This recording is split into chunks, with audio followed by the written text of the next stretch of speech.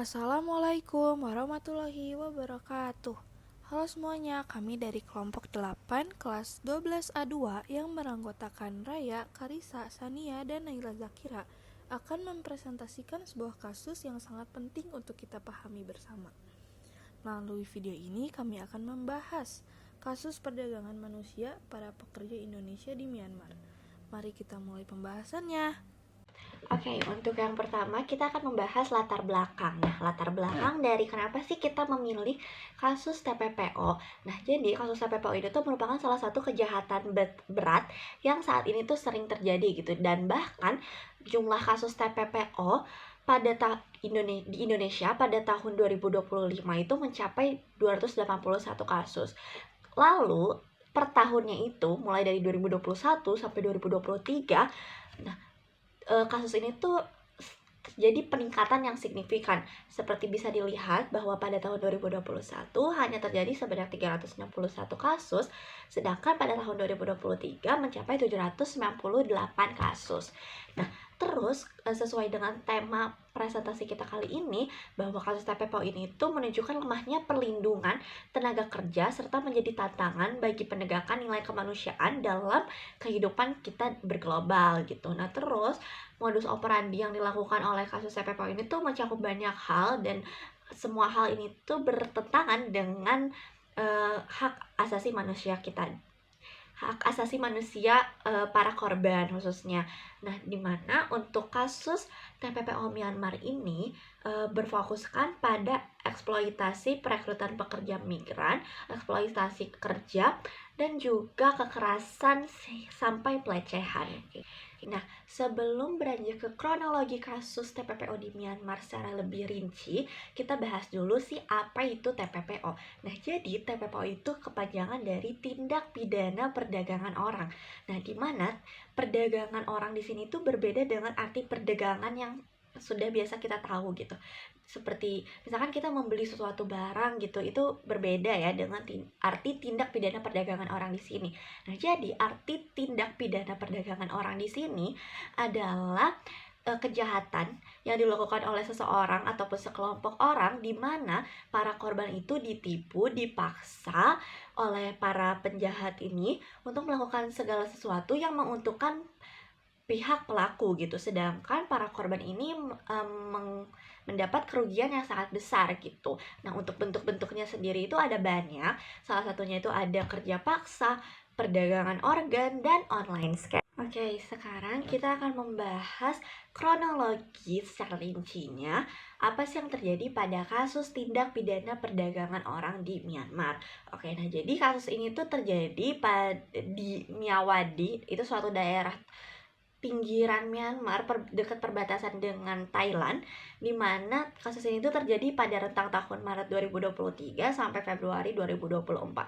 Tapi bahkan sampai saat ini tuh kasus ini tuh masih dibilang masih terjadi gitu, dan kasus ini tuh belum benar-benar terselesaikan gitu. Nah, jadi untuk kronologi yang pertama adalah para WNI itu direkrut oleh seseorang untuk dijanjikan pekerjaan di suatu perusahaan di Thailand.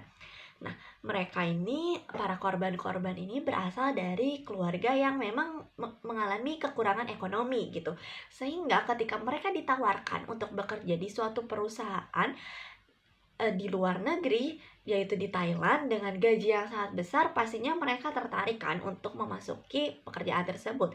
Nah, ketika para korban mulai tertarik dan mulai mendaftar pada pekerjaan itu, dan pada akhirnya mereka itu akan diarahkan untuk melakukan pemberangkatan ke Thailand. Nah, para WNI itu pada awalnya memang datang ke Thailand. Nah, di Thailand itu mereka berdasarkan cerita dari salah satu korban, mereka itu diajak untuk berjalan-jalan keliling kota Bangkok terlebih dahulu. Nah, namun pada saat hendak bekerja, nah mereka itu terjadi transaksi perdagangan di sini. Nah, di mana para sindikat-sindikat pekerja di Thailand ini melakukan perdagangan manusia untuk melakukan perdagangan terhadap para korban dan mereka itu dialihkan untuk bekerja di Myanmar. Ini berbeda dengan apa yang mereka janjikan di awal gitu. Nah, dari Myanmar ini mereka dibawalah ke suatu daerah yang disebut dengan Myawaddy. Nah, di mana para WN ini tuh bekerja pada sindikat penipuan online gitu. Nah, para WN ini tuh pada saat mereka datang ke Myawaddy atau di Myanmar gitu, nah mereka tuh dipaksa untuk menyerahkan paspor mereka, menyerahkan alat ponsel mereka gitu, sehingga mereka itu sudah tidak bisa lagi menghubungi keluarga maupun kerabat-kerabat terdekat yang ada di Indonesia gitu. Nah, para WNI ini tuh bekerja kan di sindikat penipuan online. Nah, mereka itu dipenuhi dengan rasa tekanan fisik, tekanan mental, kekerasan, dan bahkan terjadi juga ancaman pengambilan organ gitu. Nah, singkat cerita pada akhirnya kasus ini tuh mulai terungkap kepada publik dan pemerintah Indonesia yang mendengarkan dan melihat menanggapi kasus ini dengan melakukan usaha pemulangan terhadap 554 korban, dan pemulangannya itu tuh terjadi pada 2 tahap gitu. Di tahap pertama ada 400 orang dan di tahap kedua ada 154 orang. Nah, ketika pemulangan juga pemerintah Indonesia itu menawarkan bantuan berupa bantuan ekonomi, bantuan mental, pendampingan melalui psikiater atau psikolog gitu. Dan mereka itu pada saat tiba di Indonesia itu mereka dikarantina terlebih dahulu. Nah, jadi inti ceritanya kronologinya itu seperti itu. Oke, jadi sekarang kita akan membahas bagaimana sih modus operandi yang dilakukan oleh salah seorang korban WNI di TPPO Myanmar ini yang dimiliki inisialnya itu N gitu. Nah, jadi para korban TPPO ini tuh dipaksa menjadi seorang pelaku kejahatan penipuan online gitu. Nah, jadi yang awalnya itu mereka itu akan disuruh untuk berkenalan di sebuah akun media sosial gitu. Nah, mereka itu akan berkenalan dengan para pria-pria yang memang mereka itu udah kaya, jadi seorang pengusaha yang sukses gitu. Nah, nantinya mereka itu berkenalannya itu dengan iming-iming, ceritanya itu adalah bahwa mereka itu adalah seorang perempuan sukses yang memiliki karir yang sangat sukses, mereka itu memiliki banyak uang gitu, tetapi mereka itu secara mental sangat kesepian gitu. Mereka itu tidak punya anak atau bahkan sudah berpisah dengan suaminya gitu. Nah, eh, mereka ini akan melakukan pendekatan-pendekatan terhadap para pengusaha pria itu secara bertahap hingga akhirnya ketika korban penipuan online ini sudah bersimpati, nah mereka itu akan mulai mengirimkan uang gitu. Nah, nantinya ketika selesai mengirimkan uang, uang ini tuh akan dialihkan terhadap orang-orang Cina yang bekerja di sindikat pekerja Myanmar itu juga. Nah, ketika hal ini terjadi gitu, nah para korban itu dipaksa untuk bekerja sampai satu orang itu bekerja untuk memegang 30 akun selama 19 jam per harinya. Ini merupakan kerja yang sangat berat ya. Dan apabila mereka itu tidak mencapai target harian itu selama 19 jam per hari dengan 30 akun itu, mereka itu akan dikenai kekerasan-kekerasan gitu, seperti dijemur, disuruh atau bahkan disuruh lari keliling lapangan, squat jam, atau bahkan yang parahnya itu mereka itu menerima ancaman akan diambil pengambilan organ. Dan yang parahnya lagi juga, mereka itu bahkan kadang ada yang ditarik dan dikunci terhadap satu ruangan lalu dilakukan kekerasan-kekerasan fisik gitu, kayak dicambuk kayak gitu. Dan hal ini tuh tentunya tidak sesuai dengan hak asasi manusia kita gitu. Oke, nah sekarang lantas kenapa sih kasus ini tuh bisa sampai terjadi gitu? Nah, jadi kasus ini tuh terjadi, kita bisa lihat dari 4 faktor gitu. Yang pertama itu letak kasus ini terjadi. Nah, kasus ini tuh terjadinya di daerah Myawaddy, Myanmar gitu. Nah, di mana daerah Myawaddy, Myanmar ini tuh sudah dikuasai oleh para penjahat-penjahat yang ada di negara Myanmar itu sendiri. Nah, mereka itu penjahat-penjahat yang kayak tidak segan-segan. Mereka itu memiliki senjata gitu, dan mereka itu menjadi kayak surganya untuk penipuan online gitu. Nah, selanjutnya kita bisa lihat dari faktor ekonomi korban itu sendiri. Nah, kebanyakan korban itu seperti yang kita tahu bahwa korban itu berasal dari keluarga yang memiliki latar ekonominya itu yang tidak cukup gitu. Sehingga ketika mereka ditawarkan untuk bekerja di luar negeri dengan gaji yang besar, mereka itu pasti langsung tertarik gitu. Padahal eh nyambung ke faktor yang ketiga, mereka itu kurang dalam edukasi. Nah, padahal untuk bekerja menjadi seorang pekerja tenaga kerja luar negeri gitu, pemerintah Indonesia itu mempunyai jalur resmi melalui BP2MI gitu, dan yang terakhir lemahnya pengawasan dan koordinasi antar negara gitu. Nah, jadi seperti yang kita tahu ya, nyambung juga ke faktor yang pertama bahwa wilayah perbatasan antara Thailand dan Myanmar ini tuh dikuasai oleh kelompok bersenjata non pemerintah gitu. Jadi mereka itu sangat berbahaya dan memudahkan sekali untuk akses dalam kejahatan seperti kasus TPPO di Myanmar ini. Jadi di sini aku akan menjelaskan hubungan kasus ini dengan isu kemanusiaan global itu apa. Nah, yang pertama itu ada melanggar prinsip hak asasi manusia mendasar gitu ya. Seperti yang kita tahu bahwa kasus ini tuh melanggar beberapa hak asasi manusia mendasar gitu, seperti hak hak untuk kebebasan dan keselamatan diri, hak untuk bekerja layak, dan hak untuk tidak disiksa atau diperlakukan secara tidak manusiawi gitu. Nah, di sini kasus ini tuh kan para korban-korban kerap mengalami kekerasan fisik, kekerasan mental yang hal ini tuh sangat bertentangan dengan hak asasi manusia mendasar. Dan yang kedua, terjadi lintas batas negara atau transnasional, di mana kasus ini itu melibatkan 3 negara secara resmi, yaitu Indonesia, Thailand, dan Myanmar. Selanjutnya, mengancam pencapaian tujuan negara atau SDGs. Nah, di mana SDGs ini tuh mencakup juga seperti halnya hak asasi manusia mendasar gitu. Nah, di mana kasus-kasus ini tuh memang bertentangan dengan poin-poin yang ada di SDGs. Salah satunya itu SDGs nomor ke-16, nomor ke-8, nomor ke-10, dan nomor ke-5. Nah, selanjutnya yang keempat adalah kasus ini itu kan merupakan tanggung jawab global dan solidaritas kemanusiaan gitu.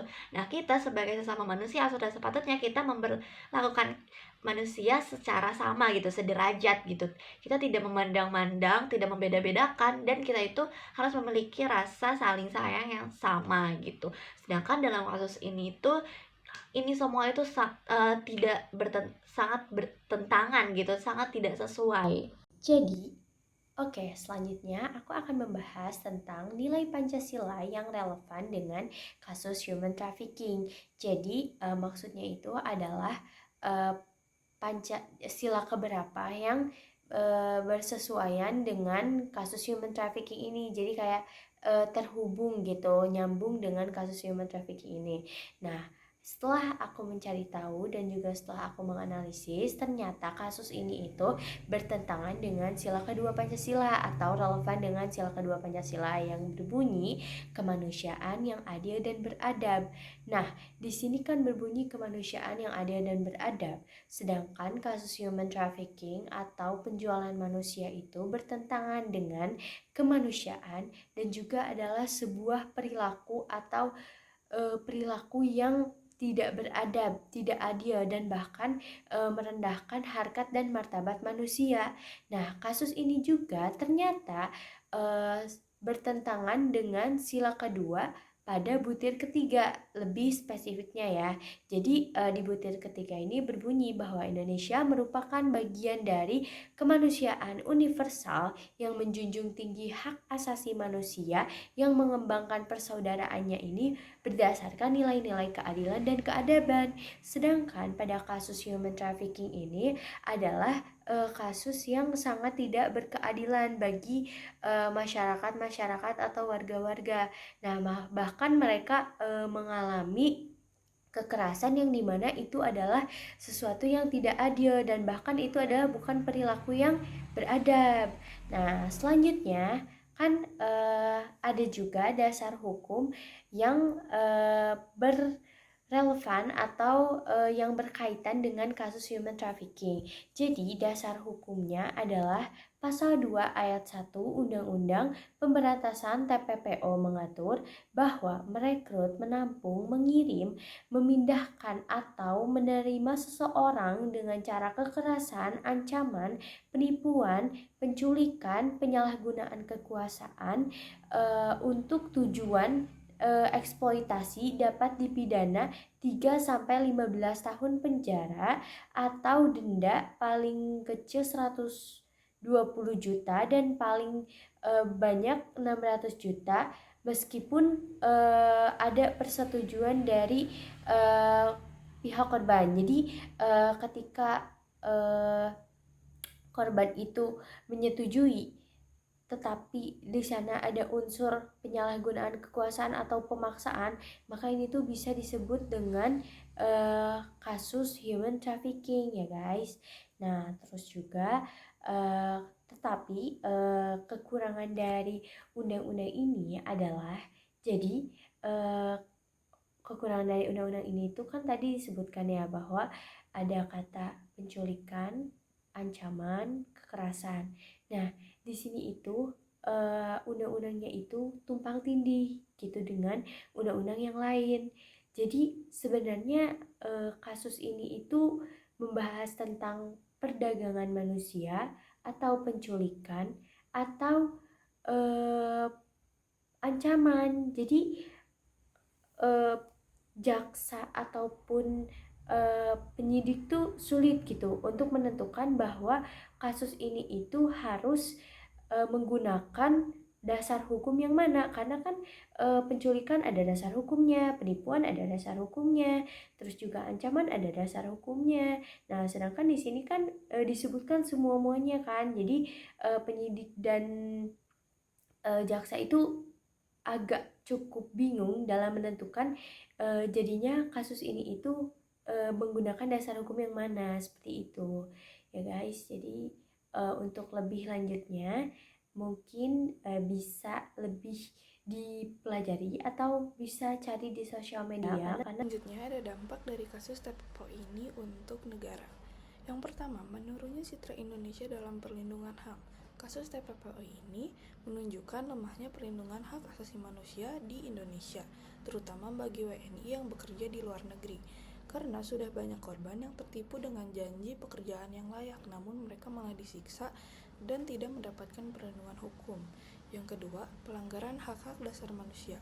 Kasus korban TPPO di Myanmar adalah kasus pelanggaran hak asasi manusia yang berat karena korban kehilangan hak kebebasan, keamanan, dan pekerjaan yang layak, serta penyiksaan fisik dan mental yang melanggar UUD tahun 1945, pasal 28A sampai 28G, dan Deklarasi Universal HAM PBB. Yang ketiga, meningkatnya tekanan internasional dan tanggung jawab pemerintah. Akibat dari kasus ini, pemerintah Indonesia ditekan untuk segera menyelamatkan korban serta memperkuat kebijakan perlindungan hak asasi manusia dan tenaga kerja imigran. Nah, selanjutnya yaitu tindakan nyata pemerintah Indonesia terhadap kasus perdagangan manusia di Myanmar, yaitu yang pertama, operasi penyelamatan dan pemulangan korban oleh KBRI Yangon. Pemerintah Indonesia lewat Kedutaan Besar Republik Indonesia berhasil menyelamatkan 115 WNI korban perdagangan manusia di wilayah Myawaddy, yaitu perbatasan antara Myanmar dan Thailand. Nah, proses ini tuh dilakukan pada tanggal 5-6 Mei 2023 setelah video para korban yang meminta bantuan itu viral di media sosial. KBRI juga bekerja sama dengan jejaring lokal dikarenakan wilayah tersebut itu dikuasai oleh kelompok orang bersenjata sehingga aksesnya sangat terbatas. Nah, setelah para korban itu tuh berhasil dievakuasi,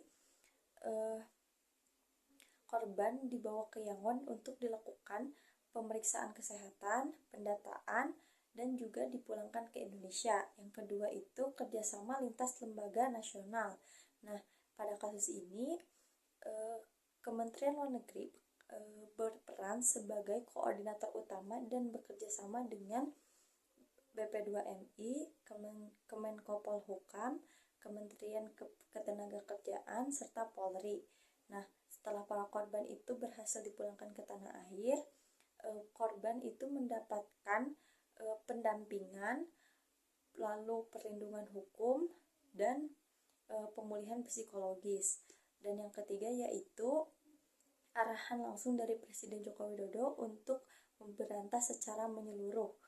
Nah, Presiden Joko Widodo menegaskan pada tanggal 8 Mei 2023 yaitu tindak pidana perdagangan orang itu harus diberantas dari hulu sampai hilir. Lalu Presiden Joko Widodo juga memimpin rapat terbatas di Istana Merdeka pada tanggal 30 Mei 2023 dan memerintahkan TNI, Polri, serta lembaga terkait untuk memperkuat penegakan hukum terhadap pelaku perdagangan orang yang mengirim korban itu ke luar negeri. Lalu yang terakhir yaitu penangkapan dan penegakan hukum terhadap jaringan perekrut di Indonesia. Nah, setelah korban itu berhasil pulang ke Indonesia, Polri langsung melakukan penyelidikan terhadap jaringan perekrut di Indonesia. Nah, jadi pelaku ini mengajak korban untuk kerja online dengan gaji tinggi, tetapi nyatanya menjerat korban terhadap eksploitasi kerja dan penipuan online. Nah, setelah ketahuan itu, aparat langsung melakukan penangkapan dan bekerja sama dengan pihak luar negeri untuk memberantas lintas batas. Dan ini dokumentasi dari tindakan nyata pemerintah terhadap kasus perdagangan manusia di Myanmar. Oke, jadi kesimpulan dari presentasi kali ini bahwa kasus TPPO di Myanmar itu mengingatkan kita bahwa kemanusiaan itu tidak mengenal batas negara gitu. Meskipun kasus ini itu melingkup 3 negara secara luas, yaitu Indonesia, Thailand, dan Myanmar, nah tetapi rasa kemanusiaan itu tidak mengenal batas-batas negara, sehingga kita sebagai sesama manusia sudah sepatutnya kita itu merasa solid dan menyayangi sesama manusia dan tidak membeda-bedakan antara perlakuan terhadap seorang manusia yang satu dan manusia yang lainnya. Dan sudah sepatutnya kita itu sebagai pelajar, kita itu harus peduli, kritis, dan berani untuk menolak segala bentuk eksploitasi manusia. Dan yang terakhir, Pancasila itu kita harus kita terapkan bukan hanya untuk dihafalkan saja, tetapi harus kita terapkan melalui empati dan aksi nyata bagi sesama manusia, sehingga kasus seperti ini itu tidak akan pernah terjadi kembali. Demikian presentasi dari kelompok kami mengenai kasus perdagangan manusia terhadap pekerja Indonesia di Myanmar. Semoga penjelasan ini dapat menambah wawasan kita tentang pentingnya perlindungan hak asasi manusia dan kewajiban negara dalam melindungi setiap warga negara dimanapun mereka berada. Terima kasih atas perhatiannya. Wassalamualaikum warahmatullahi wabarakatuh.